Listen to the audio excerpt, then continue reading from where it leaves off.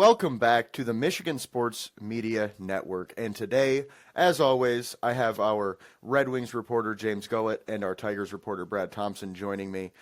Today, we're going to switch it up a little bit just because Red Wings are kind of the hot topic in a not so good way right now. We're going to go ahead and start with the Wings. So, James, with that being said, the floor is yours. Try to be nice. No, don't be nice. Well, if you want me to be nice, I will scrap every bit of prep I have for this show. And I see Brad's already got his hand sideways. Surprisingly, apparently, I am pretty good with math and whatnot, but I thought we were eliminated mathematically last night with our loss. It turns out we are not.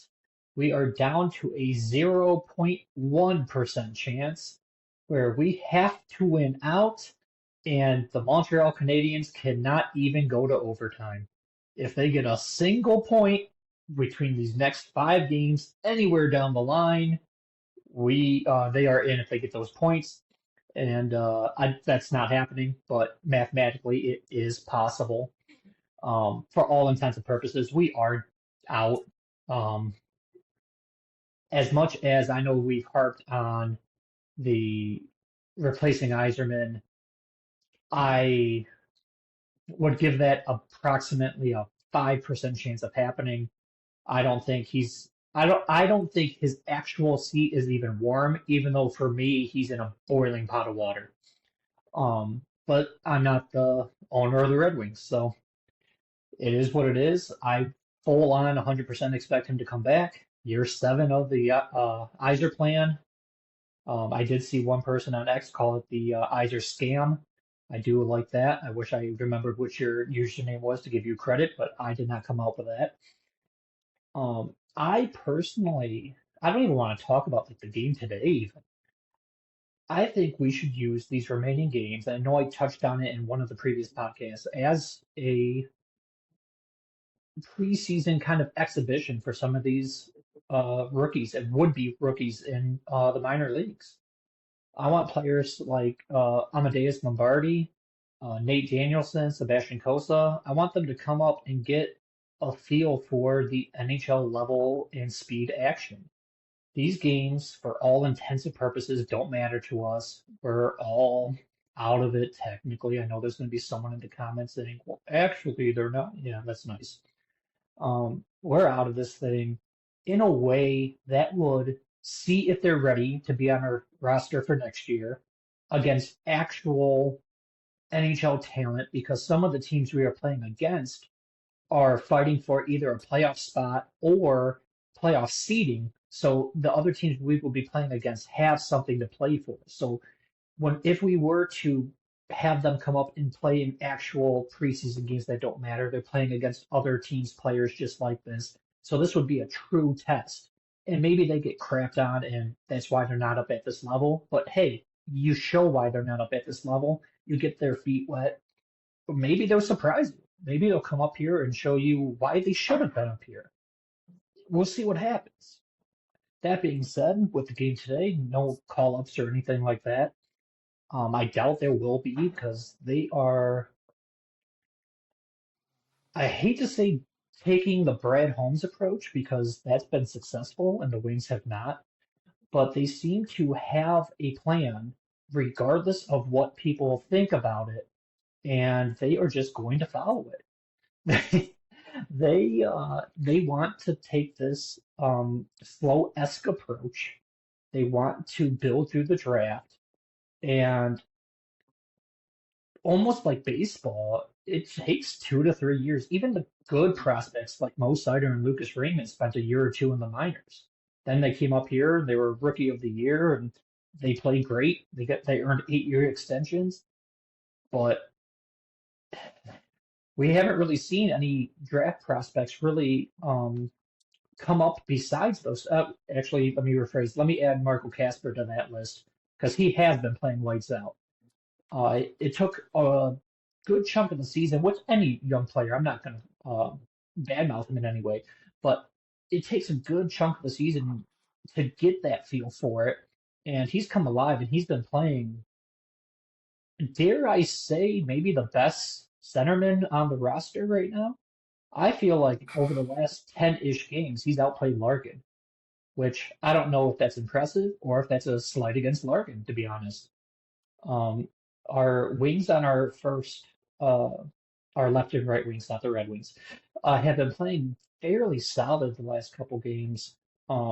But our centermen are not setting them up for success. They're not, long story short, just doing what you need to do to be successful. Casper has, so that is actually encouraging. I will once again give Yzerman his flowers for that because now we're up to about 3 players that he drafted that are showing some promise. The bad news is there's about 20 others on the roster that aren't. Uh, so unfortunately, that's a slow go on that one. But but with that being said, the only other thing I want to touch on is the potential for a big off-season addition. I touched on it talking on X, and several people like the idea, which part of me wants to be cocky and say I'm not surprised because sometimes I know what I'm talking about. But Mitch Marner is a right wing for the Toronto Maple Leafs. He is going to command a big salary in free agency. And I think the Wings need to cut ties with, well, to be fair, pretty much anyone on the roster that will clear enough space to get him. He would instantly come in if he even wants to be here and be a top 2 to 3 player on this team. And I'm being conservative with that. I think the only one he would really be competing with would be DeBrincat. And rumors and markets say he might earn as much as 13 to 14 million a year. And I believe currently, I do not have the number in front of me, but I believe currently the highest paid player on the Wings was 9 million a year. So he would be a steep increase over what we currently have. But we have so much fat on this roster that we can trim to create salary and not even lose talent because some of these players are just massively overpaid. So although Mitch Marner would command a big salary, he's actually, at least his time in Toronto, sometimes a free agent looks pretty good somewhere else and then they go here and they don't look so hot. I'm looking at you, Tarasenko. But who's another one that we could probably trim off the roster. But on paper, that would be a big move. That is someone that can help us win now. He's still fairly young. I believe he's 27. Be here for the long haul. Be here with this next couple years of the rebuild or whatever the hell they want to call it. And give us a marquee player that other free agents might say, you know what, I'm going to go and play with him. And he would no longer be second fiddle to Austin Matthews there. But that is getting ahead of ourselves because, like I said, I'm already looking ahead. I'm looking at bringing up the prospects. I'm starting to look into draft prospects. Um, there is a good chance if we lose a couple more of these games, which we've been doing just fine on, we can improve our draft. I will loosely say positioning because NHL does have a lottery. So we will increase our lottery odds with a couple more losses if that is what happens. And with that being said, unfortunately, other than there's no other way to say it besides an act of God, we are we are out of the season. So I'm looking forward to the off season and what we can potentially do with that. And with that being said, I will send it over to you guys. Yeah, really good stuff there, James. I love the sideline antics by Brad during the talk there. But you guys are gonna hate me right now. I don't think Yzerman should be fired, and here's why. Okay, here's why. Everybody says, "Oh, he doesn't bring in free agents." He got DeBrincat. He got Kane. You know what I'm saying? Like, I feel like he is not doing an amazing job, no. But at the same time, I just think this is from how spoiled Red Wings fans have been for I mean, Hockey Town, you know what I'm saying? It's one of those things where, even Lions fans recently have been getting this, where they're fucking calling for Brad Holmes' job because we didn't win a Super Bowl. And I mean, obviously that's way, way worse than calling for Iserman. But I think Detroit sports fans have gone through losing so much that when we get a team like the Red Wings that's supposed to just be good all the time, and then they're not, it hurts even worse. So I'm not saying it's crazy to say that he should be fired, but I'm saying think about it this way. Like, he does do a good job of drafting. I mean, we've mentioned that many times on this show. He's done I would say, a decent job at getting offensive help, right? Obviously, we need more defense. We need a goalie. But I feel like offensively, at least if you look at the names on the sheet, it doesn't look that bad. I mean, and then if you look at our contracts, like, you mentioned Tarasenko, Kopp and Comfort could also be a guy that for the money, you never know. I feel like there's a handful of guys on this roster that we could move around, trade maybe one of our not so great offensive guys that's getting overpaid for an older defensive guy that can be more productive for us, or a goalie, or whatever the case. I just feel like give him this offseason, see what happens, And if he don't do shit, then I guess I would definitely say he should be fired. But with that being said, Brad, I'll pass it over to you, as I'm sure you're going to give us a lovely, lovely review of Mr. Iserman. Well, today's my daughter's 27th birthday. Happy birthday, Hope.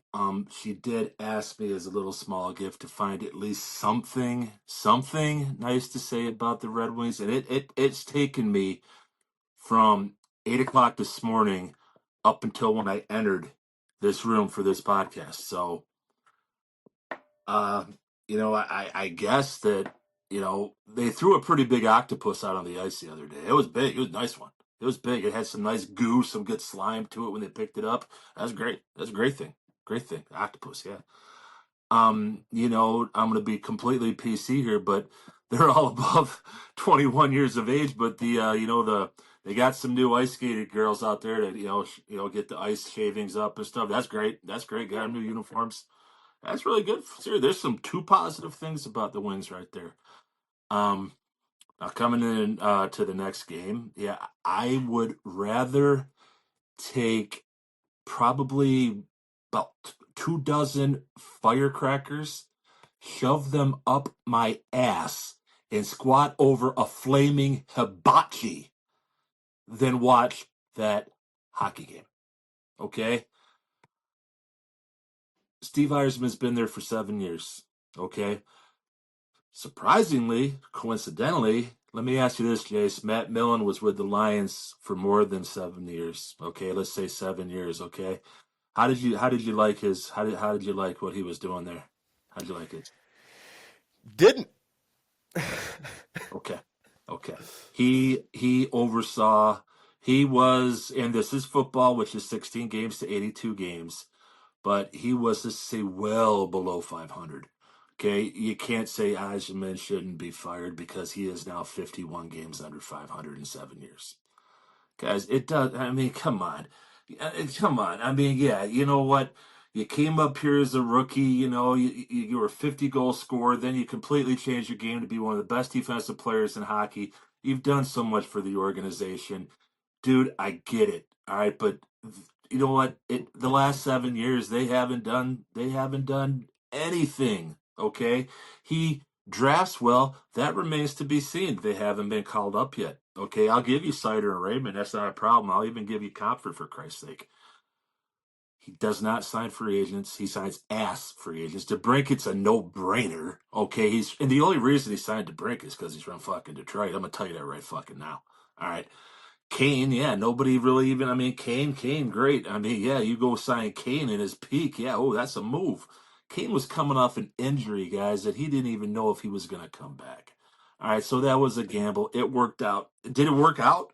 They still didn't make the playoffs. All right, so he's fun to watch, but he's a shell of his old self, which is still a good hockey player. Sider's good, but their offense, Lucas Raymond, DeBrinket, Larkin every now and then. Those are three guys. Those are three forwards. Tell me somebody else who, I mean, Comfort maybe. I mean, I could be wrong here, escapes on my. Tell me anybody else who's going to give any goddamn offense. I mean, you know, the Toronto dude, he'd be a horse's ass to want to come here. I mean, Toronto's at the top. They got a shot every year at the Cup. I mean, this is the dude. Hockey Town is a ghetto. Okay, it is. It's gone from a prestigious town. It's a ghetto. And you know what? Ghettos have trash in them. They're burned out. All right. And that's all this hockey town is. 51 games under 500 in the Eiserman regime. If you guys want to have it, and if anybody wants to have it, good for you. You know, I'm not watching them. I got the Pistons to watch. April and the D, thanks for fucking that up too. All right. Thanks a lot for fucking. Hey, at least they don't have to. I mean, just don't. You fucked up April and the D. Great job. Great job. Seriously. Golf club. Great job. You could have had, for the first time in Detroit sports history, could have had all four teams make the playoffs. First time in Detroit sports history. And that goes back to the 1900s, guys. But yeah, you fucked that up too. I mean, way to go. But other than that, how did you like to play, Mrs. Lincoln? They're trash. And there's no hope in sight because I have zero faith that he'll sign a free agent the right way. And any trades he'll fuck up too because he's doing it for the last 6 years. All right, so 51 games under 500. Not you, Jace, but people seriously come at me on X because you came at James and I stepped in there for you. And James, you're a grown ass man. You can do that shit yourself. I get it, but I stepped in there for her. He had a real dipshit. All right, never came back at me. I said, explains 51 games under 500. There's, genius. Funny. I got blocked. Ooh, shocker.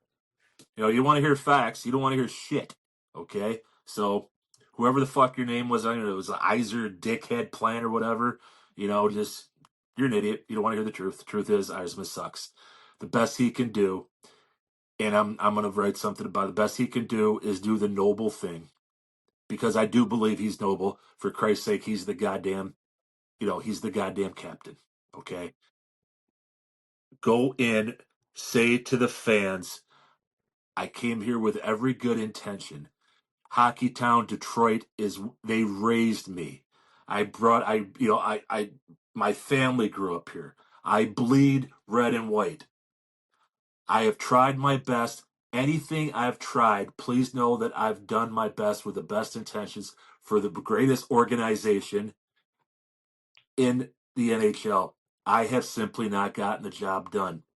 I think what's best for the Red Wings is that I stepped down at this time. I will always be loyal to Detroit. I tried my best for Detroit, and I only want what's best for Detroit, and that is me not being in this position anymore. Or else, Steve, you're going to go the way of Joe Dumars, who, by the way, won a championship for the Pistons. And sooner or later, well, you know what? Chris Illich is an asshole. He's just a fucking dipshit. But Mr. Davidson, he fired Joe. He didn't want to. How are you going to fire Joe Dumars? He won you a title. Well, he fired Joe Dumars. Joe Dumars has never stepped foot into the Palace, and he has never stepped foot into LCA, and he never will because he was fired. Okay? So if you fire him, you fire a legend, and his legacy is tarnished. If you keep him, well, you'll be doing what you did back in the early 80s by giving away, and this is what Mike and Marion Illich did because they were so bad, giving away a car every goddamn home game so people would show the fuck up. Okay? So either way, you're gonna, you fire him, you're an asshole. You don't fire him, you're an asshole. Steve, come on in. Sit down here. Please, we're asking you to resign. We will never fire you. Please go out there. Please say it was your decision. Should be his decision anyways. He's got to go. If he doesn't go, then that's great. And Red Wings, I don't know what the fuck they're doing. Ask the Pistons how they felt for the last 4 years. All right? Go ask Tom Gores. Chris Illich, you share the same goddamn building with Tom Gores. Go there, sit in Gore's office. He's probably got a bottle of scotch. He's already halfway downed. Sit with him and tell him how it fucking sucked to be irrelevant in this fucking city. Nah, Chris will say fuck it, though. He's the biggest horse's ass in the fucking 3 counties. I want a DNA test because I don't think he's an Illich. So, with that, I'll stop. But hey, the octopus and the chicks, rock on. Yeah, really good stuff there, Brad. And I will say, the one thing I can agree with completely is I would rather watch that fireworks show than any hockey game. It could be the fucking Stanley Cup. I'll watch that shit over it. But with that being said, James, you got anything else for us? Yeah, I wanted to touch on while we're still on the Wings for a moment. I know we're getting lengthy here with the Wings, but was looking up during Brad's, should I even say like soliloquy of rant? What insert your adjective here. Two quick things actually. We are 24th in there's 32, in case people don't know, there's 32 NHL teams, just like football teams. The Wings are 24th in goals per game scored, so we are a bottom 10 offense, and we are 21st in goals allowed, so we are 11th, so we're the first team out of the bottom 10 in terms of defense. So this is year 6 of the rebuild, and we are just almost bottom 10 in both metrics, offense and defense. But I will end on a slightly good note in terms of, I guess I'll just call it personal news. I said on X probably a good week ago or so that I am the biggest Yzerman hater out there, and I can confidently say I am not anymore. I thought like I said, I've been asking for him to be fired, but you passed me, Brad. I'm not that far gone. So I feel like I'm comfortably between you and Jace. So congratulations, I will pass the crown to you for that one. And with that, I'll send it back to you, Jace. Yeah, good stuff there, James. And that's a good point. I do think we have the biggest Irishman hater on earth on this podcast. That's a good thing for us. So if you're watching this, it's because you love sports. If you love sports, why not show that love with some new gear, like the 2 jerseys behind me? Fanatics has a lot of stuff on sale right now, and if you go down in the description, click the link of whatever team that you want. It'll take you to the Fanatics page, buy some stuff, and we get a small portion. It'll help us out, and you'll get some discounts on some good gear. With that being said, I will pass it over to you, Brad, for our Tigers update. I know some things have been happening, so floor is yours. Yeah, thank you. Good news and bad news on the injury front. Let's just get the bad news out of the way. Jake Rogers is, man, he's got an oblique, guys. And they put him on the 10-day IL. But, if anybody's who's ever had an oblique, it's about like having cracked ribs. So the timetable there, I'm going to say, is unknown. Wenzel Perez, guy that, the starting center fielder after Meadows, he's on the 60. So you've got your number 1 center fielder, number 2 center fielder on the 60-day ILs. Okay, that's crippling. Torres, Glaber Torres is back tonight. It sounds like they moved Margot also to the injured list, and the guy they brought up, I think is cracking. I don't know, he's some scrub, but he spent 2 games. He sat on the bench. He got to hear stories and tales from the bench. But Torres looks like he's going to play. I don't know if he's going to play tonight, but he will play some point on this road trip. So that is quite some very good news. It really is. So that's something real good to hang their hats on, because they've been playing great. They really have. I broke down some things. I was actually doing a little due diligence today. It's a Friday. It's a free day. Let's roll the balls out. Let the kids play with them in school. We do work Monday through Thursday, though. But the Tigers play teams this month, all this month now, who had winning records last year for the rest of the month. Okay? That's who. And then they also play, all right, Brewers playoffs, Royals playoffs, Padres playoffs, Orioles playoffs, Astros playoffs in this month. So, and then also keep in mind that in March they played LA, the world champs, and they played Seattle, another team with a winning record. So I'll go back to it and I'll say it again. It's the 2-2. If they can get through this month, you talk about You think the Lions schedule is tough, and it is, but this, oh my God. And if they can be at 500, 2 games above with this schedule, I'll say 5 games below 500, which I don't think they will be. But 5 games under 500, that's a hell of an accomplishment, man. We're going through the meat grinder here. And just imagine when this schedule lightens up a little bit, sure you have to go out there and win, but it's gonna be pretty darn nice. Okay. Uh Something else. I mean, we've been all over Torque. You know, hey, if I'm the worst fucking Heisman hater, then I'm the biggest fucking Torque lover. Okay, all right. I've seen the light. I've been born again. All right, seriously, this dude is fucking amazing right now. He didn't homer last year until May 19th. Jesus. All right. He's got 3 already. His WAR for the entire year, all right, was a .4. Basically nothing. It didn't even help him win half a game. Right now, and you got to keep in perspective how small the season's been.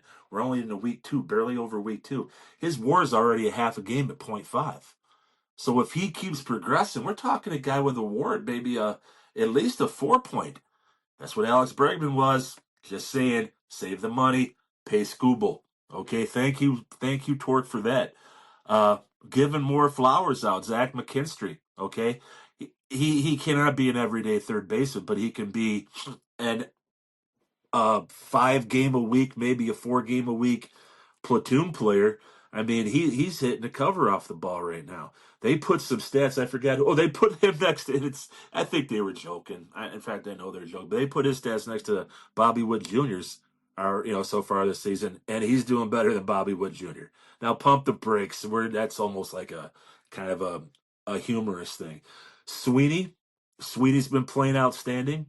Baez, I got to be honest, man. Javi Baez is playing okay. I talked about it last week. He's playing okay. He's not hurting the team. He's definitely not hurting the team. And look what they did against the Yankees, man. I mean, goddamn, they're down 4-0 in the 9th inning, and they got the tying run at second base. Next thing you know, it's 4-3. So there's nothing but positives outside of the injuries. There's nothing but positives coming out here. They're showing to me that last year's surge so far it hasn't been a fluke. Again, I'll keep saying it. This is a good baseball team, and it's got the potential to be great. It really does. Third base is going to be a problem for them. They're spitting and gluing that right now. They're duct taping it. I've got no inside information, and this is just something that I would, if I was them, and I'm definitely not them, that I would look close to is Rafael Devers in Boston is having he's got a 0.000 batting average. Okay. He got moved to designated hitter by Boston so they could bring Bregman in. Okay. The press conference there was contentious at best when they asked Devers. Okay. He was pretty blunt, to say the least. Okay. Gentlemen, it is not easy. When you're moved to DH, okay, you're only doing one thing. You're sitting on the bench and you're hitting. Okay, that's all you're doing. When you've grown up playing baseball, you play the field, you play, you go hit. It is not a transition that is, you can just be, it's not that easy. It's just not. So there's something that's going on there. Obviously ain't happy. And when you ain't happy, you're not going to, I'm not going to call him a bum. He's not a bum, but it's in your head. You're not happy. All right. If, he can't be a DH right now. He's showing that, the transfer doesn't work. So, hey, you've got a plethora, all right, of good young talent in the minors, okay? I'll get to him in a second. You got Jace Jung right now, which is a hard puzzle to put in there because of stuff. I mean, if he keeps going downhill, and this is the end of May, and let's say Devers is hitting 220 with a couple dingers. I mean, this guy was an all Major League Baseball third baseman, perennial all-star, for Christ's sake. If you're not happy, man, you got to at least make a phone call. Say, who do you want out there other than Lozano, Clark, and McGoingle? Who do you want? And without going, and Rayner, and without going overboard. I got to make that phone call at least. I mean, call me crazy. I got to make that phone call. But Jace Jung, he is lighting it up. He's on fire. He's the best player in the freaking in AAA right now. He is. Hinch prioritized, defense over offense. Now his defense is a little suspect, but he had a horrible spring, hit 121, a 216 OBP, and a 273 OPS. That is about as brutal as it gets. Okay. The goal for Hinch was to have him go down, get his timing back, get his confidence back. That seems to be there now. Okay. I mean, going into last week, he had 2 bombs, 7 walks, 333 batting average, 545 OBP, 933 OPS. Okay? Those numbers don't lie. Sure, it's AAA. I understand that. Okay? But make a case for him not to be up right now. Okay? I mean, we're talking, we're talking about that he went down and he found the right mindset, right? So let's flip it over to Colt Keith. Okay? This to me is inexcusable. This to me is, buddy, take your tampon out. Okay? If you're gonna be a fucking mental midget, if you're gonna swing your purse around, and I'm gonna stop there because we're gonna be politically correct in this day and age. You don't go and you don't tell the media that your confidence is at an all-time low, okay? Because in Detroit, like you said, Jace, whatever, we're going to rip you apart. And we don't even rip them apart that badly. Could you imagine him saying that in New York or Philadelphia? He would literally be hung in effigy, all right? From the fucking Rocky fucking statue, okay? What are you doing, son? You're that fucking bad that you're gonna fucking say that about yourself. Little hint. You don't say it to the media. You go say it to your shrink, your sports psychologist. You go tell him, all right, that you tore your labia. Okay, you go tell him that you're an all-time low, that you suck, that you're a self-loather, that you can never play, you're the worst baseball player. That is what he is paid to do, your sports psychologist, your shrink, your psychiatrist, okay? That's what HIPAA laws are for Christ's sake. They can't see it. But no, you're going to have your outlet be the media, okay? You're done. You're done. You don't do that, okay? And then some idiot on Twitter, shocker, says, oh, we should do what they did for Trey Turner in Philadelphia. When he comes back from the homestand, everybody get up and cheer because have him play better. Oh, yes, man, yes, Hercules. No, dude, you don't do that because Trey Turner is a proven effing all-star with a proven, all right, whatever he's got. He's a stud. Colt, calm down. All right, he already got me going with the Wings. Dude, you suck. Go down to Erie. Go down, just go away. Go away from a while. Just go away. Hopefully, now being serious now, hopefully you could go down there, figure it out, clear your head, okay, and have the success that Jace Jung had. Okay, because in all honesty, you got Torres back. He's gonna play second base, obviously. Jung, you could, yeah, I mean, bring him up, put him at third base. Put him at third base. You want to keep Keith as a DH? Okay. All right, but I'd rather see Justin Henry Malloy there. So you could do a little platooning. But Keith Torque is a better first baseman right now. He is. He's not. He's not the reincarnation, of Pujols over there. But he's a damn good hitter. He can hold first base down. He's above average defensively. If Keith can't, he was learning first base. All right, and first base is not the easiest position. I mean, you've seen Moneyball. Watch, tell him how easy it is. It's not hard. It's incredibly hard. If you remember that part in the movie. So let this guy hit. Let's do the antithesis of what Devers is doing. Let this guy figure it out at the plate. And don't have him take the fielding. He's horrible. You're bringing that to the plate with you. It's in your head. That's why you're not hitting. Okay? And if you can't hit when you're just DHing, then you know what? Just go down and figure it out. You wouldn't be the first one. Go down, figure it out. I mean, it's not personal. All right? It's not personal, but you suck. And you're not helping this team. And if you're not helping this team, you can't play. All right. I mean, Jace, you're no line coach. If you got your right guard and they're just shooting through the B gap and they're just kicking the shit out of your running back, are you going to keep putting them out there day after day? Oops. Sorry. My screensaver just.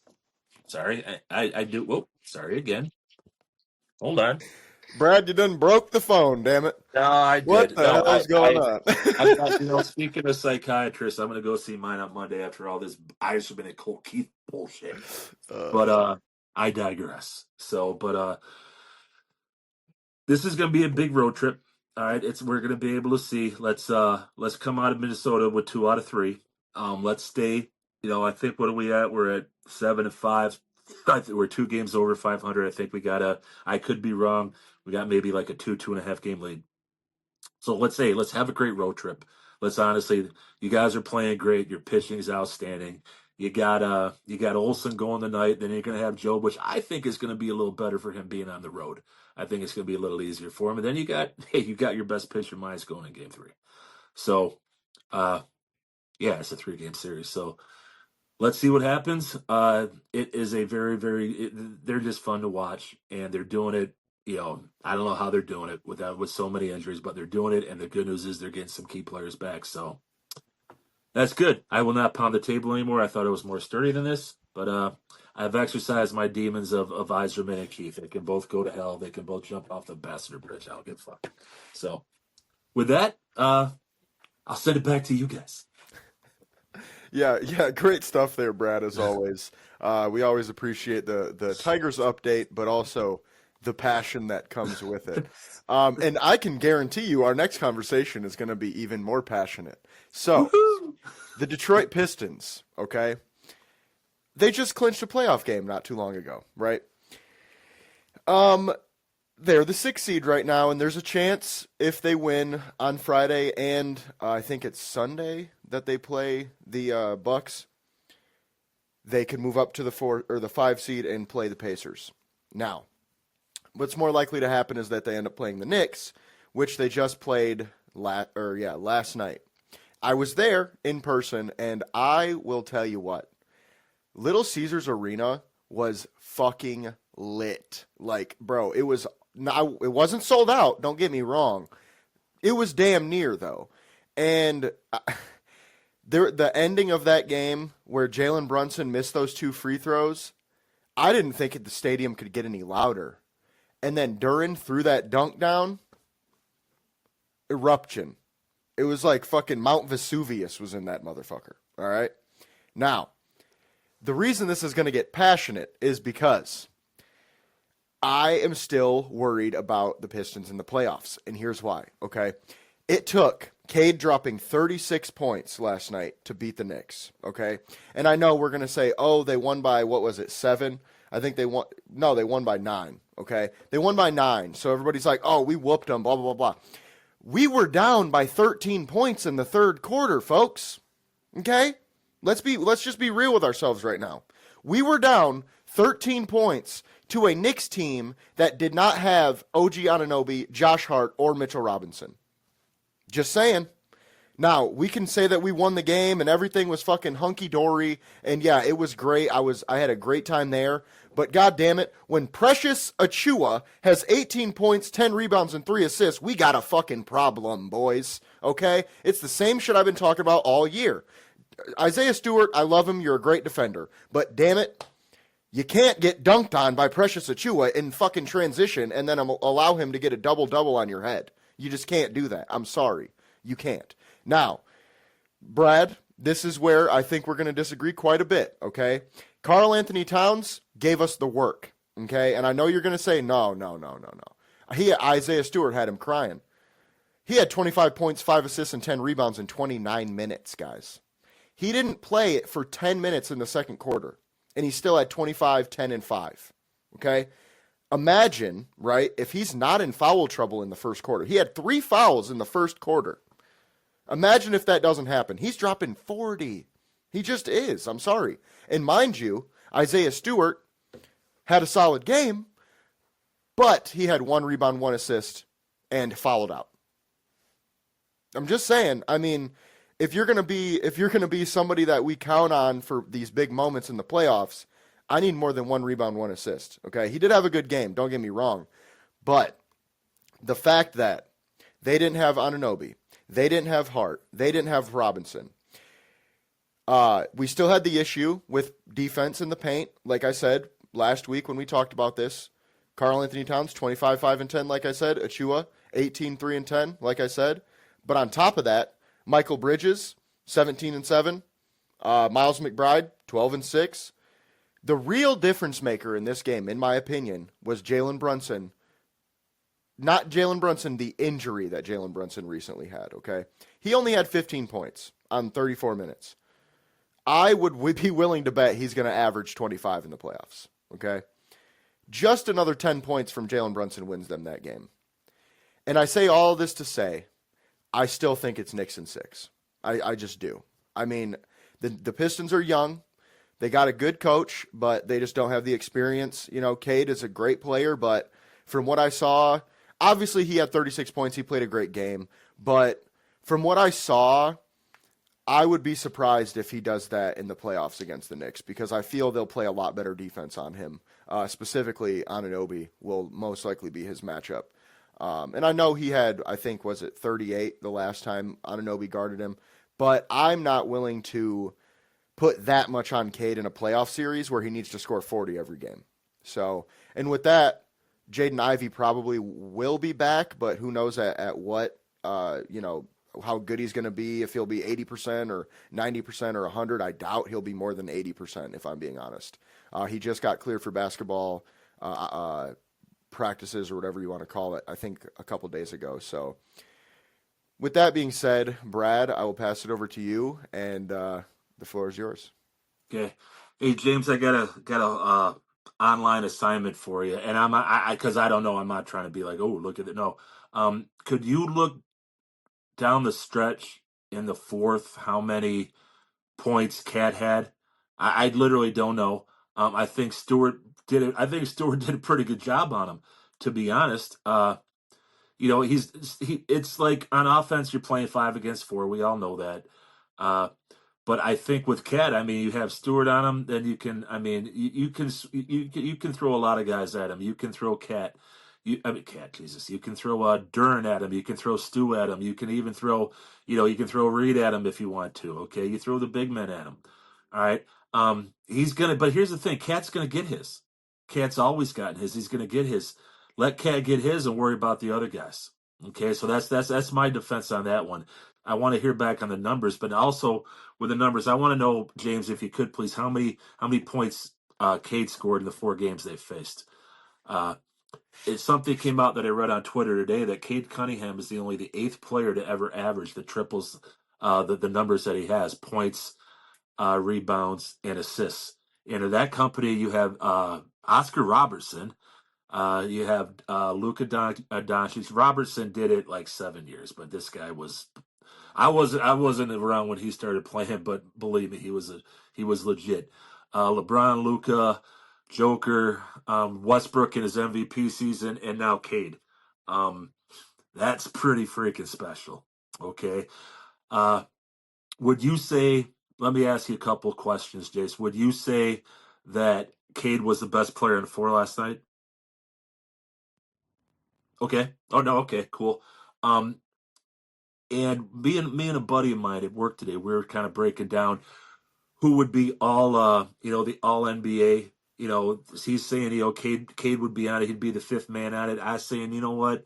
I think he's a second team all NBA, and I really think he is, and he better be, because if it's not, it's a Detroit versus everybody moment. I think he's the 6th best player this year in the league. Okay, and I think he's a superstar. At least this year, I think he's going to be a superstar. Superstars do what superstars do. They take games over. If Cade Cunningham is a superstar, which many think he is, he can go out there. Can he get 40 a night? No, but he can average 30 a night. Okay, that would be great. If they get Ivy back, I doubt they use him for more than 5 minutes, and he'd be coming off the bench. You're not going to disrupt this thing. This thing's a train rolling. Okay. So I don't think he'll be anything, but you get anything out of him, that'd be great. So I really don't think. You've got him in 6. I got the Knicks in 7, but I got a hell of a series going on here, and I think this is Cade's welcome to welcome to the NBA. And you know what? Actually, United States, NBA.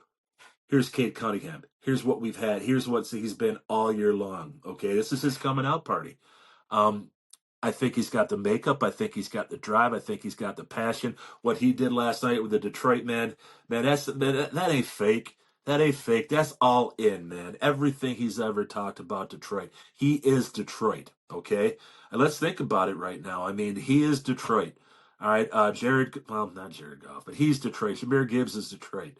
You get my point. He is Detroit. He is going to retire in Detroit. He wants to be here, okay? He can take games over. I think we've seen that, and he could be, if he's the best player on the floor 5 of these games, then I still think it goes 7 and they lose, but it ain't gonna be easy. Knicks are gonna be walking out of there battered, bloodied, and bruised. Okay, so I'm not gonna sit here and say, the Knicks are gonna win. They were missing some guys, but you shut Cat down. I don't think you're going to get a healthy Brunson all year, for the rest of the season. So that is a break for them. Boy, how good would Anunoby look with us next year? Holy shit, man! How good would he look? How good would he help the defense? How good would he help the perimeter scoring? Oh, by the way, he went to Indiana too. I had to throw it in there, but no, it's if the Pistons lose in 7, yeah, and you know what? The Knicks are a 3 seed. Hello, they're supposed to do it. I mean, so it's not like we're playing with you know what, this year 12 wins last year, we're playing with house money. Whatever happens, this has been the most historic turnaround in NBA history. We're just playing with house money here, folks. You know, the Pistons have nothing to lose and everything to gain. So just go out there and play like that, man. If you make a mistake, make it with your hair on fire. Don't be scared. All right. Don't pull a Colt Keith and not have your confidence. Okay. Go out there, leave it all on the fucking line. Whatever fucking happens, happens. You know what? We're still gonna be, man. We are all in on you, Pistons. And it's not. This isn't a fluke. It's not a fluke. You got one of the best coaches in the NBA. All right. These coaches nowadays, you got Brendan Malone who freaking yells at his team a little bit. Oh, he got to go, man. He got to go. He hurt our feelings. He got to go. All right.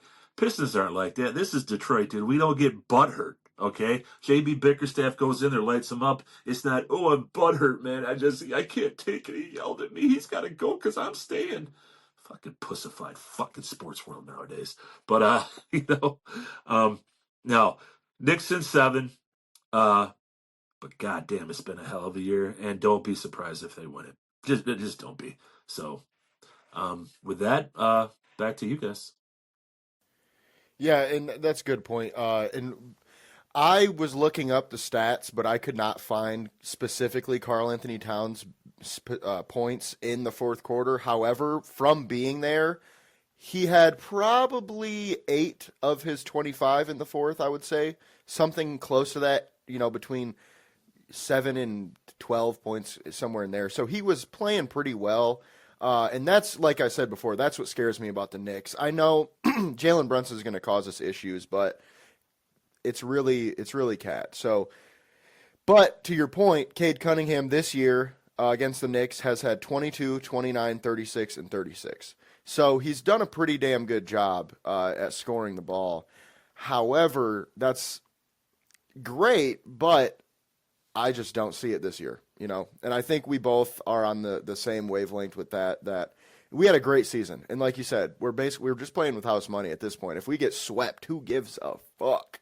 I mean, honestly, I wouldn't care. I wouldn't feel upset. I'd only be upset if I paid the $400 to be in the building. But that's neither here nor there. But that's kind of why I went to this game yesterday, because it's a playoff preview, and I did not want to pay the money to go to a playoff game. So, but I will say the Pistons do have a chance. I mean, I'm not going to rule them out of anything. I could see them winning the series. Just my mind, my logic tells me it's probably not going to happen this time. But that should just show everyone around the league, kind of like you said, not only Cade, but the Pistons in general are here to stay. And I think regardless of what happens in this playoff series, showing NBA players as a whole that the Pistons are, kind of ready to go, we could get us a big fish. And there's not that many this offseason, I will say. There's not a shit ton of great, free agents that we'd go sign a max. However, you made a good point about OG Anunoby. I wouldn't necessarily go for him because you have to trade for him. He's making 40-something million, and I just don't know if he fits that well. I mean, I look at him like Asar Thompson that can shoot. So I would rather just see what we got with Asar. However, what we could do is make a trade for another solid guard. Not anybody. I'm not talking going out and giving up fucking 10 first-round picks for Steph Curry, but we could go, get a guy who is in that middle. I'm just going to say Austin Reeves type. I know Austin Reeves won't be available most likely, but that's the kind of guy we need. He's at a cheap contract, which he won't be after this year. But somebody who's making between 20 and 30 million, who we can just bring in to provide scoring and help for Cade. And then I would kick the can in free agency to the season after, because then we have Giannis, Luka, Trae Young, and just a plethora of great players that could be hit in free agency. So I would wait 2 years to really try to go hard in free agency, unless there's somebody who we just really think can get us over that hump. But with that being said, we will move on. Oh, you got something? All right, there you go, Brad. Sorry, yeah, real quick. I thought he was going to be a free agent. I thought if not, you don't trade for him. Not at all. And you're right. There's that, but what they need is they need. I mean, they want to go all the way. They need an elite scorer next to Cade. All right, an elite scorer. I mean, Holland played great, but he ain't. I mean, we're not. Give us some time, but they need an elite scorer next to Cade. They just have to. Maybe through trade, although I don't want to give up any young assets. Maybe like you said, you wait, because I don't think there's an elite scorer out there, and he's got to be elite. He just can't be a. It'd be great to have Beasley come off the bench. So that's there. You said Giannis. I don't think Giannis is going to be available, and here's why. Okay, I think he's going to be traded, and I think whoever trades for him is going to sign him. Obviously, to a he's going to sign him to a max. So I think he's off the board. They're not going to let Lucas get out of L.A. I don't know if Trae Young's a fit here. I'm not pissing on all your guys. I don't mean to do that. So just go get your elite scorer. Nothing's going to come through on the draft. I don't even think they have. I could be wrong. I don't think they have a first-round draft pick this year. I think that's via Minnesota. So, but yeah. I mean, other than that, I mean, we're on the same page. But I do want to, you talked about the coming out party. I brought it up. This is why it's going to be, because you got these freaking idiots. Okay, I love Barkley. I love Shaq. Okay, Barkley last night says, "Oh, looks like the playoffs are coming back to Auburn Hills." All right. I mean, Charles, seriously, dude. I mean, really, really. And then you got Stephen A. Smith, and I don't think it was a mistake. He called him Wade Cunningham. All right. I mean, even if it was a mistake, dude, what are you doing? It's Cade Cunningham. Okay, he called him Wade Cunningham. Then you got Shaq, who says one thing one day, and then he says 2 weeks ago, "Is Pistons. I don't want to watch it, man." And then he's saying, "Hey, man, Pistons, they're gonna beat the Knicks." So it's like, dude, you guys, let's just keep it real. You don't fucking watch us, okay? And that's fine, all right? Because all you are is shtick anyways. I love Shaq. I love Barkley. I do. I love him. But you know what? You're sitting back on your fat asses and you're just being funny. It's like stand-up comedy. Let's do this. Let's do this. Kenny the Jet Smith's the only one with any not credibility, knowledge. All right, but hey, Charles, hey, Shaq.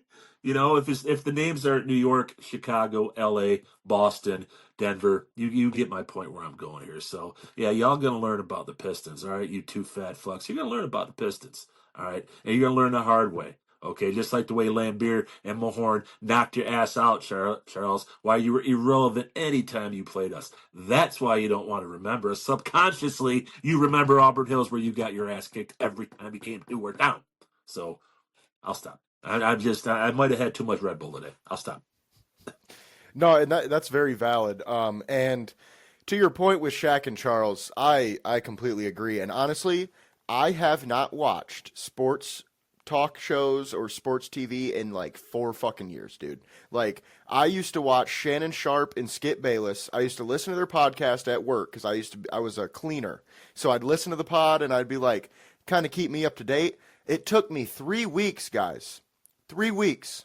And I was like, I don't know if they've talked about anything other than LeBron, Tom Brady, and the Cowboys. It was like just a fucking revolving door of the same 3 topics. And what they would do is, similar to what they've been doing with the Pistons, any topic that wasn't about those things, they somehow relate it back. Like, it makes me want to pull my fucking hair out, dude. I just stopped listening to all of them after that. I was like, yeah, this is a bunch of dumbass people who, for lack of a better term, are just fucking talking heads, and they don't know shit. They're just here to say some shit and fucking hope it goes viral. Like, realistically, I don't believe that ESPN goes to Stephen A. Smith and says, hey, man, just give us your opinion. Tell us how you feel. No, they go to him and say some wild shit that people will talk about on Twitter for 3 days. That sounds good to me. Like, and unfortunately, that's just where we're at in sports, entertainment. You know, it feels like everything's kind of going downhill. But on a more positive note, this year's free agent class is not that bad, but it's not crazy to the point where I'd go out and mortgage anything for it. Right? There's guys like Fred VanVleet, Kyrie Irving, James Harden, Chris Middleton, Julius Randle, John Collins. You get the point. Nothing insane. However, okay, call me fucking crazy. Call me insane. I would sign James Harden. I'd do it in a heartbeat. Why? If you look at what he's averaging, okay, and I know he's old as shit, right? But I think he's perfect for what we need. I think we could get him on a 1-year, 2-year deal, right? I mean, we're going to have to pay him, don't get me wrong, but that would help us next season with a veteran scoring leader. Right now, he's averaging 22.6 points, 5.7 rebounds, and 8.7 assists. Pretty fucking good, I would say. I'd sign his ass in a heartbeat because he gives you the playmaking ability that you need, right? He gives you the like you said, elite scorer. Now, he's not Houston James Harden anymore. We all know that. But he's kind of single-handedly doing his thing over there in LA right now. Kawhi hasn't played more than a handful of games this season. The Clippers are what? The 6th seed, I think? I don't know off the top of my head. I'll look that up just to make sure. But they're a damn good team, and he's kind of making it happen. Yeah, they're the 5 seed. So even better than I thought. So just think about that. You know, that's just something to put in your head as someone listening to this or, you know, watching whatever one it is. But then there are even more free agents the year after, like I mentioned before. So next year, 2026 free agency, we have Dame Lillard, Bradley Beal, Kevin Durant, Zach LaVine, Trae Young, Luka Doncic, and then VanVleet, Kyrie and Harden, De'Aaron Fox, CJ McCollum, Kristaps Porzingis, Julius Randle, Andrew Wiggins, Jaren Jackson Jr., Anthony Simons. You get the point. Michael Bridges, like Aaron Gordon. There's a shit ton of guys available. That's probably, the list will get smaller as time goes by because I'm sure a lot of those guys will end up re-signing where they're at. Like Aaron Gordon, I don't see him leaving Denver personally, but there's a couple guys on there that won't end up being in that class. But it would make a lot of sense, I think, to give a guy like James Harden 1 year, $40 million, just because we need a guy like that, and then see if we can kick the can down the road. But with that being said, James, do you have anything on the Pistons? The only thing I wanted to add my 2 cents on is Brad is correct. We do not have a first round pick this year. It went to Minnesota, originally from the Houston trade back in, I believe it was 2020, that was protected for so many years and we never made the playoffs, so we always kept it. Now we finally get rid of it. So obviously it's a bummer not having a first round pick, but I will trade the playoffs for that, no problem. We already have a nice young core. We already have promising young talent with Ron Holland and Asar Thompson. Cade gets better every year, so I don't think that's too big of a hit, but I did just want to confirm on that. And then, as you two said about Barkley and Shaq, I just, as you guys know, and whoever watches the podcast know, I've said 1,000 times, I watch hockey, baseball, and football borderline religiously. I only dabbled in basketball, but even I saw him call it, oh, we're going back to Auburn Hills, and Shaq saying, you know, Chauncey Billups is doing a pretty good job as the coach of the Pistons. So I'm like, come on, guys. Like, I've maybe watched legitimately 5 games this year. I'm like, what the hell? Like, even I know this, and I don't even watch them. It's their job on a grand stage to know this shit.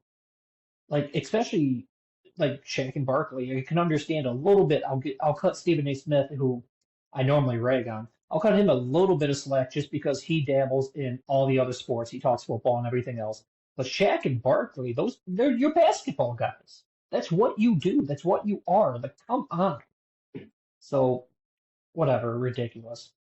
But yeah, the Pistons look damn good this year. They exceeded, I believe, everyone's expectations. I believe we're playing with house money. I think we do have a chance to beat the Knicks. Will we or won't we? I don't. I don't really care. Like, obviously, I wish we do, but I'm not going to be upset even if we get swept, like you said. I would love to win at least one, and I think we will. But yeah, three of the four teams this year made the playoffs. Tigers are on the pace. I know it's super early in the season to make the playoffs again. I would be beyond shocked if the Lions don't again. So it's overall in the totality of Detroit sports, it's a pretty good time to be in the city right now. Yeah, for sure. And that's a good point about, we really don't need a first round pick. I mean, realistically, what would we even use that first round pick for this year? It would be like pick, I don't know, 18. Let's just throw out a number. What are you getting at 18 that's really going to move the needle in the NBA? I mean, unless somebody falls, you get like a Jalen Williams from OKC type situation, which actually, speaking of OKC, I think Giannis will be a Thunder. So we'll see how that happens, but they have by far the most draft capital of any team in the NBA. If they don't trade for Giannis, they'll trade for somebody else.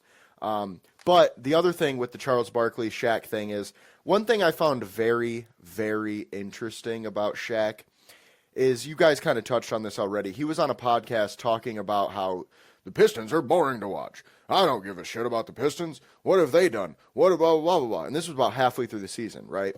And then about a month later, he comes out and says, the Pistons are great, and I think Chauncey Billups should be Coach of the Year.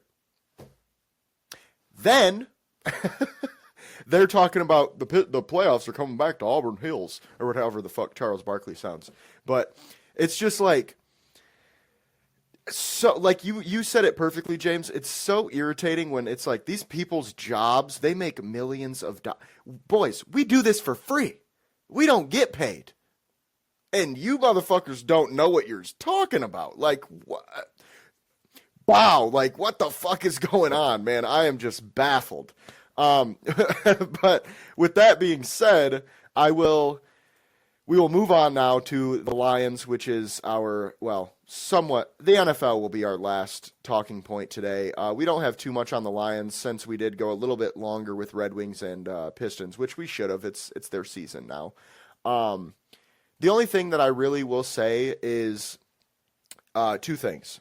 Number one, Taylor Decker, right, has reportedly been working with Giovanni Manu during this offseason, trying to get him ready. I don't know what that means. I don't know if he hasn't done that before. I would assume he hasn't, based on the fact that it was reported.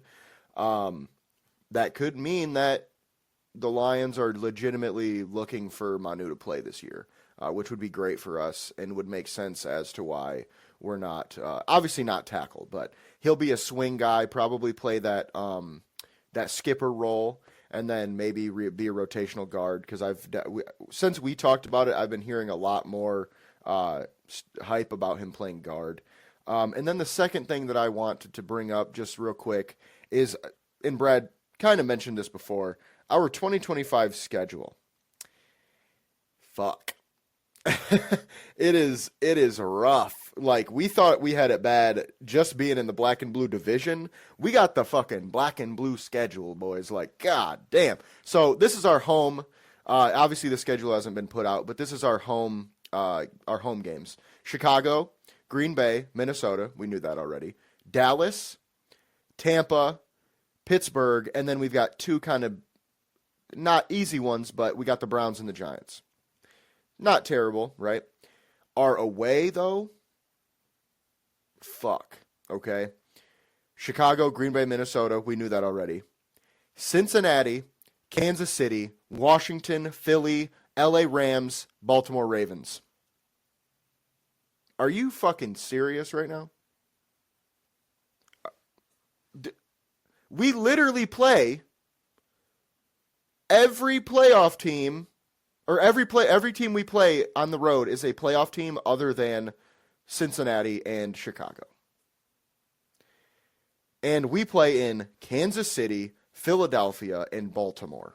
Like, oh my God, I am not looking forward to this at all.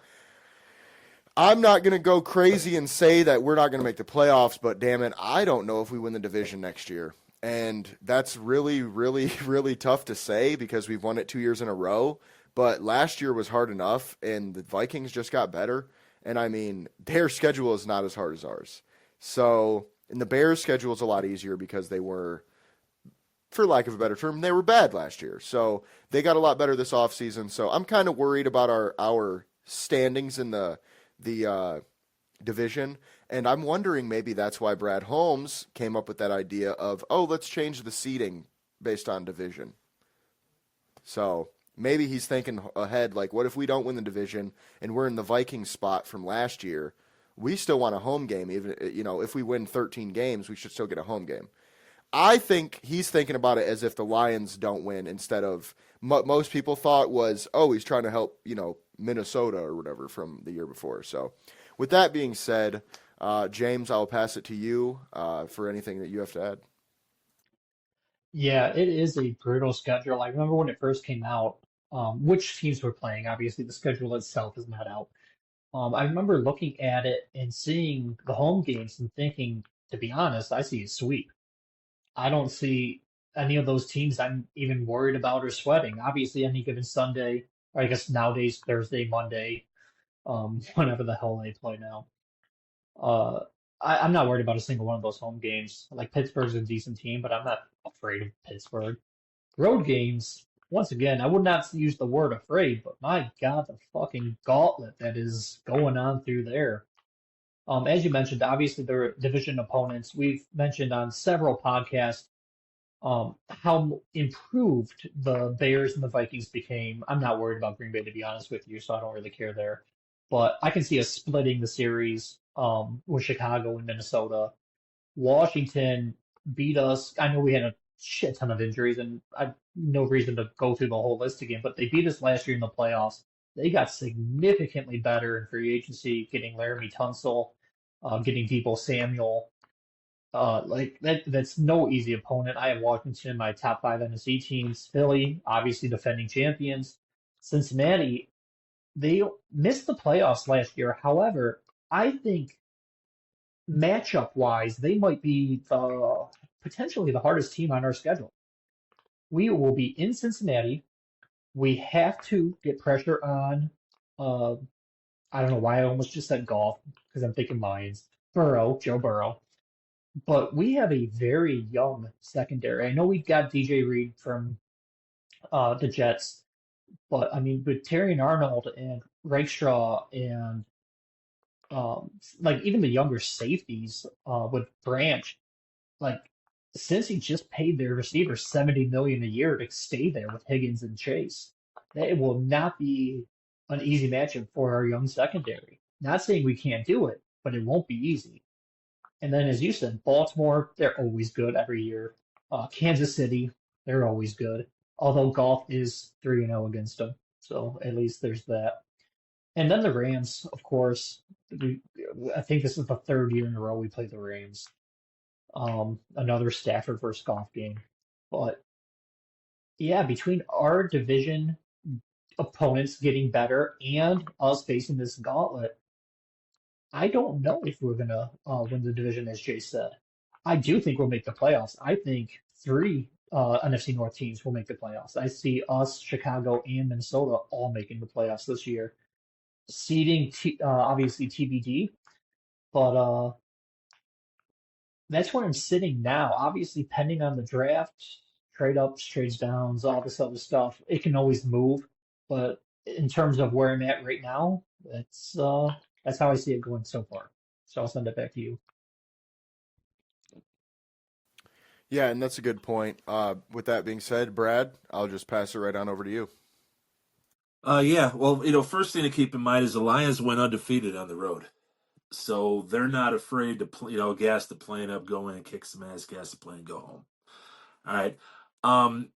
I'm not big on doing the win-loss thing on the schedule because I come from the thought of it's not who you play, it's when you play them. Okay. For instance, couple of years ago, they go into KC, they win, right? But when they play them, KC has football. You can't be distracted. KC had the ring ceremony, everything. Chris Jones was out, so they got him at the right time, right? Okay. So it's all going to depend. Hey, depends on injuries, of course. Okay, that's why it's frustrating. The Lions had all the stars aligned to go to the Super Bowl 2 years ago. It was a goddamn lock, man. I mean, I think the percentages were there at 72% until the second half, and then we all know what happened. No need to drudge that back up. And then last year you have what happened. Okay, they had it. They had the injuries. So it's not who you play. It's when you play them.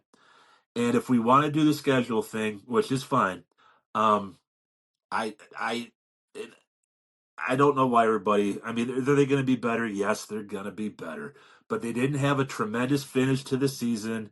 All right, so respectfully, I don't want to hear about this. Oh, they're just like the fucking Lions from 3 years. Bullshit. They're not. Chicago is not that. Okay, Chicago was pure ass last year. All right, they were. Are they going to win some more games? Yes, they are. You don't know if Ben Johnson's a good coach. Just don't crown this guy like he's goddamn fucking Don Coryell from the 70s with Air Coryell. You don't know if he's a head coach. You don't know if he's good. He's a good coordinator. All right. I mean, you ever see Any Given Sunday, guys? You ever see that movie? Like Cool J said, fuck you, Crozier. You're a goddamn offensive coordinator. Okay? Being an offense coordinator is a lot different to being a head coach. All right, you probably got some, I mean, you see it every day. Jason, of course, it's on the high school level, no disrespect, but it's true. You got to command a locker room. You have to be consistent in what you do. You have to keep your stars happy. All that shit. I mean, look what happened with Patricia. Third weekend, he's telling Darius Slay to, stop swinging from these guys' nuts. You're telling the captain that inside the locker room. You just completely lost the locker room. So I'm done crowning the fucking Bears. All right. I don't want to fucking hear it. Show me. Show me. I don't want to hear how fucking much improved they are. I want to see it. Because until you pad up and get on that field, you still fucking suck. You're the Bears. All right. Anyways, I digress. Green Bay's probably going to take a step down. I think Jordan Love is somewhere in between the year he had 2 years ago and last year. I don't think he's all that. I don't think he's great. Minnesota, you got a rookie quarterback. Again, who knows? Who knows? He could maybe be your Jaden Daniels. He maybe be, he might be your goddamn Ryan Leaf. Who knows? It's an unknown. We're sitting there talking unknowns. Why are we crowning these fuckers, man? Stop it. Stop gassing them up. We're the Lions. We went 15-2. Okay, granted, we took a shit in the playoffs. All right, but we went 15-2 with half the goddamn team on IL. Not an exaggeration. Okay, and they went undefeated on the fucking road. Okay, all their losses were at home. That's an anomaly.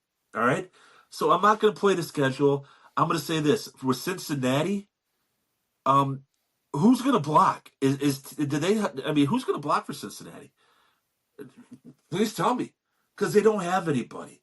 All right, Burrow's going to get knocked on his ass more than a fucking drunk ass fucking sorority chick at her first fucking party, at her own first party at Phi Delta Jack Alpha or whatever. Okay, he's going to be on his ass more than a goddamn fucking porn star. Okay.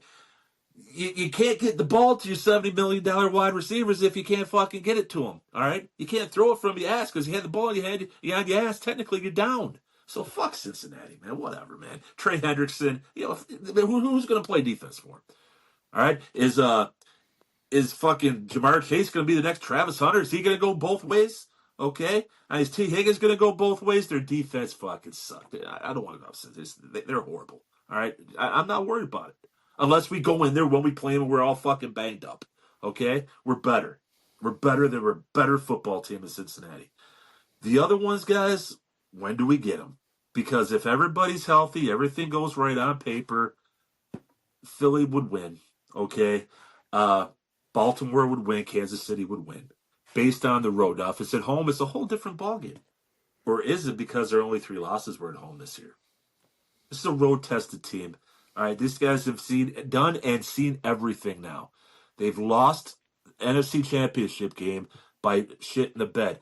Been there, they know now. Okay, they lost the first round of the playoffs.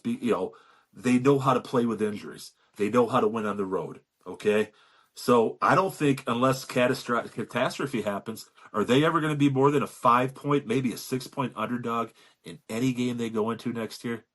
They're not. In fact, it could be a 4-point. All right, 7 points is ridiculous. That's almost like, hey, I don't see him being more than a 5-point underdog against anybody. All things being said.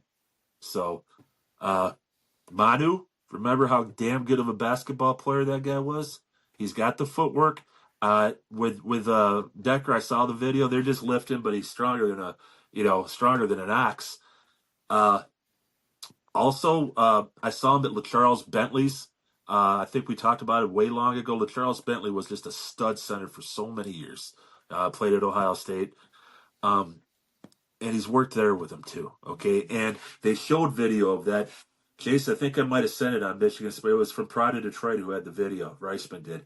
I think I sent it to you. Guys, it's night and day. I'm not sure I don't think he's ready for prime time, but I think he's ready to play, if you know what I mean. I don't think he's going to be one of those inactives every game this year. I think he's going to be ready to play. So he's a 4th-round pick. I still raise my eyebrows about it, but in Brad I trust. And Brad, if Brad Holmes told me to, well, I don't want to go there. That's too violent. But Brad Holmes told me to do anything, I'd probably do it. Okay? If Brad Holmes told me to pack my ass full of firecrackers and squat over a flaming hibachi, I would do it. I would do it. All right? I'll do anything Brad says, up to a certain extent. Okay? But, guys, let's not play. I mean, if you want to, everybody does, so be it. But I'm not a big fan of the schedule game. Play who you got when you got them. And last time I checked, we're Kings of the North. So knock us off. You knock us off, you'll get my respect. You don't, you still suck. So back to you guys.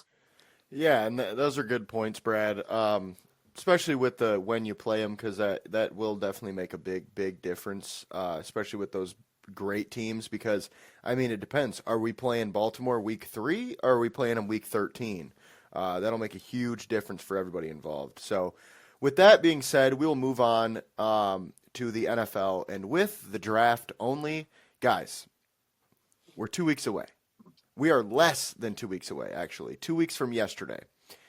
I can't imagine it. I feel like when I looked at the fucking calendar, I was like, wait, it's April? We're already in draft month? What the fuck is going on, man? I must be getting old, because it seemed like I don't even remember what day it is half the time, let alone what month. But with that being said, there's a lot of rumors going around right now. And I know we kind of talked about how the top 3 could probably play out. But now we're seeing some rumors of some guys sliding, okay?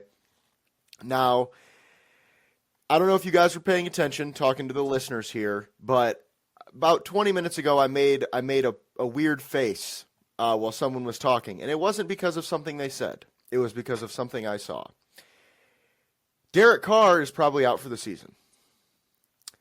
Shedeur Sanders is going to slide. I think you know where I'm going with this one. I just did a mock draft this morning where I picked Shedeur at 9. Guess what? Deion Sanders just tweeted. Okay? Eye emojis, right? After a tweet from Louis Riddick that said that 9th pick gonna be, what does it say? All kinds of interesting. Deion Sanders quote tweeted it with the eye emoji. I feel like it's a done deal, guys. I feel like Shedeur told 1 through 8, don't take me. Don't draft me. I don't want to go there. I'm not playing for you. Yep. And the Saints just got a new head coach who is an offensive mastermind, which is yet to be seen. He did well with the Eagles last year, but his Cowboys days were a little odd. Kellen Moore, I don't know. I mean, it would make a lot of sense, I think, for him to go to New Orleans, even before the Derek Carr injury stuff, because I figured, regardless, you guys need a quarterback. But with that being said, there's another player who is likely to slide that is probably a top 5 player in this draft. And he's a Michigan man. Will Johnson. Sounds like Will Johnson could go as late as the 20s. I think that's fucking crazy, okay? Like, Will Johnson was a top 5 lock for 2 years, I would say. Everybody knew once he comes out in the draft, he's top 5. Now I'm seeing him go in mocks as late as 28. Or I'm not 28, 26. Because we wouldn't draft him. But, I mean, we would if he was there. Fuck. But, no, he didn't make it that far. But Mason Graham is also another guy that I've been seeing a lot of negatives on recently, where everybody thought he's a top 3 lock. I still think he's going top 5 for sure. However, I wouldn't be that surprised if he falls to like 7 or 8. I think that's about his floor. But the things I've seen are, relatively decent reasons to be worried about him. He's got short arms. He's not the most athletic guy in terms of certain measurables and things. So it would make sense. And he's an interior D lineman. So we'll see where he gets drafted. But I just feel Mason Graham and Will Johnson will probably be underdrafted, both of them, if they both go out of the top 5. And then, obviously, like I said, Derek Carr is most likely going to get season-ending surgery. Nothing is definitive yet. But with that being said, I wanted to ask you guys, and I don't want to make this a super long conversation since we're already pretty late as is. Who's your number 1 player in the draft? Just number 1. Because I think that is hard. That's probably the hardest thing in this draft right now. I personally, obviously it's between 2 guys. Okay, it's Abdul Carter or fucking Travis Hunter. There's really nobody else. Ashton Jeanty. I think he's got a case. However, he's not going number 1, obviously, but at the position, he might be better than, let's say, a Travis Hunter is at his position or a Carter is at his position. However, I think I would go the Abdul Carter route simply because Travis Hunter, you don't know what he's going to play next in the next level. I personally don't love the idea that he's a jack of all trades, master of none, because in the NFL you got to master something. And I personally would use him as a wide receiver for the most part. Okay, call me crazy. I'm using Travis Hunter in the slot on both sides of the ball. He's going to be my slot receiver, my gadget guy. He'll probably get 6 to 8 targets a game. He'll play 70% of offensive snaps, and then he'll be our nickel slot guy on defense, and he'll play 40 to 50% of snaps. I think that's the best way to do it, but that's why I don't see him as my number 1 player, simply because I don't know that he will be elite on either side of the ball. I don't. He's a great player on both sides, though, so I feel like you have to use him on both, but taking a player like that, number 1, is very tough. But with that being said, Brad, I will pass it over to you. Who do you think is your number 1 prospect this year? I do think that Travis Hunter is. I am so in lockstep with you too about. I'm not just going to plug him all the time in the slot on the offensive side of the ball. I think he can play X, Y, and Z. So there's something there. I mean, I think he's a special wide receiver. And I also think he's a special. It's tough to tell because the teams he played, the conference he was in. I could be wrong. I'm trying to think. I don't really think he saw any kind of elite quarterback. He did see some good wide receivers from Iowa State. He saw some good ones. He saw that 6'5" guy from Kansas, who I'd love the Lions take, but I digress. So he saw some decent receivers. I don't think he saw a good quarterback though.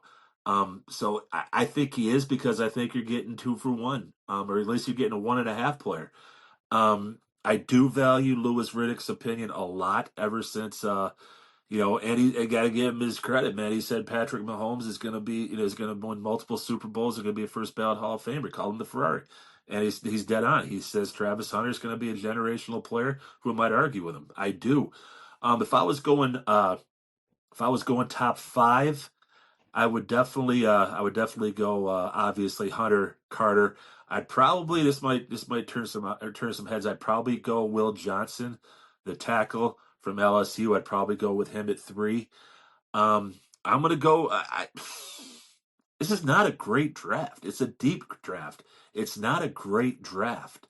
Definitely gonna go Jonte At 4. Actually, I take that back. I'm gonna go with Gente at 3, Johnson at 4, and I'm gonna go Cam Ward at 5.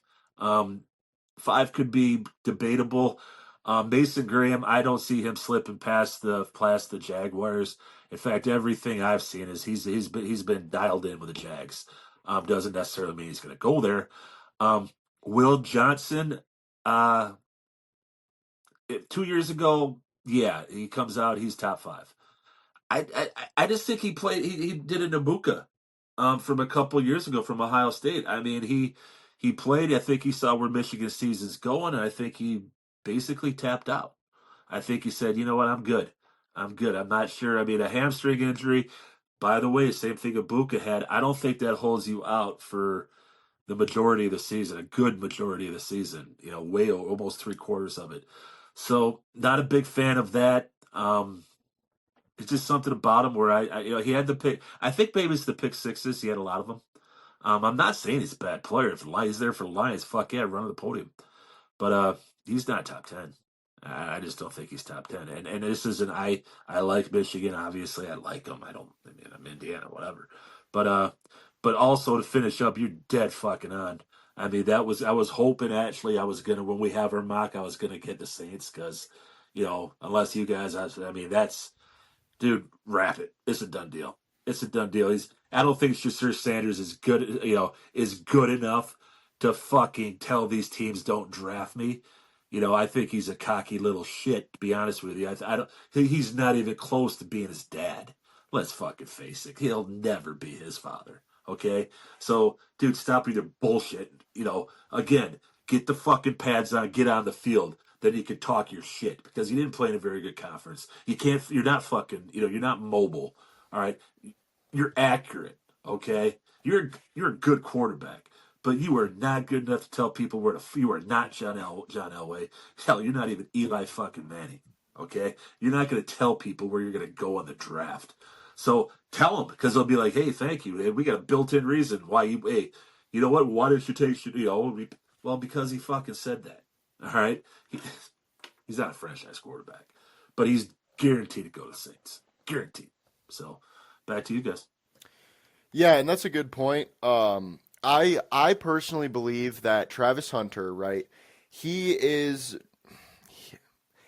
corner tape is very good, right? But like you said, he hasn't played a great quarterback. He hasn't played against the elite of the elite wide receivers. He's done it a handful of times, but what I see in Travis is what I see from him as a wide receiver, like you mentioned, is someone that could be elite, like with his change of direction, his ball skills, his route running, things like that. If he goes to be a wide receiver, I think he could be one of the best ones, right?